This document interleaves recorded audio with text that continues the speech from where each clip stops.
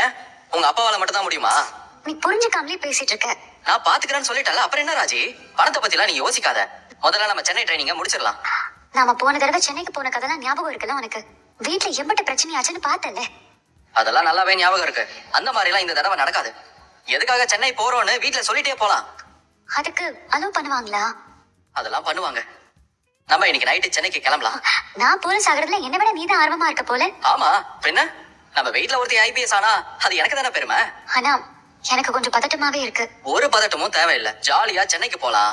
அப்புறம் அங்க course join பண்ணலாம், படிக்கலாம், ஐபிஎஸ் ஆகலாம். என்ன இது எல்லாமே நடக்குமான்னு யோசிக்கிறியா என்ன? நீ என்ன நம்புறல? நம்புறேன். அப்புறம் வேற எதை பத்தியும் யோசிக்காத. ராஜேஸ்வரி ஐபிஎஸ் ஆக்குறது கதிரவனோட பொறுப்பு. எனக்கு ரொம்ப பசிக்குது, ஜூஸ் அது குடிக்கலாமா? நல்ல காரியத்தை தள்ளி போடக்கூடாது. இல்ல, மாமா கிட்ட என்ன சொல்லவே இல்ல.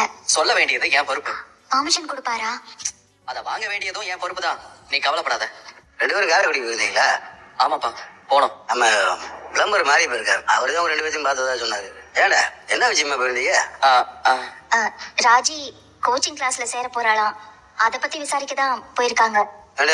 உன்னை கேட்ட நீ பதில் சொல்ல மாட்டியா? இல்ல, அது வந்து கோச்சிங் கிளாஸ் விசாரிக்க தான் போயிருந்தோம். விசாரிச்சிட்டோம். ரொம்ப நல்ல விஷயம்டா. எப்ப ராஜி சேர போற? மாமா, சென்னையில அவங்களோட இன்னொரு இன்ஸ்டிடியூட் இருக்கான். சோ இங்க சேர்றதுக்கு முன்னாடி அங்க 2 நாள் ட்ரைனிங் எடுக்கணும்னு சொல்லிருக்காங்க. ஓ, அப்போ நீங்க 2 பேரும் சென்னைக்கு போணுமா? ஏடா எப்ப போலாம் இருக்கீங்க?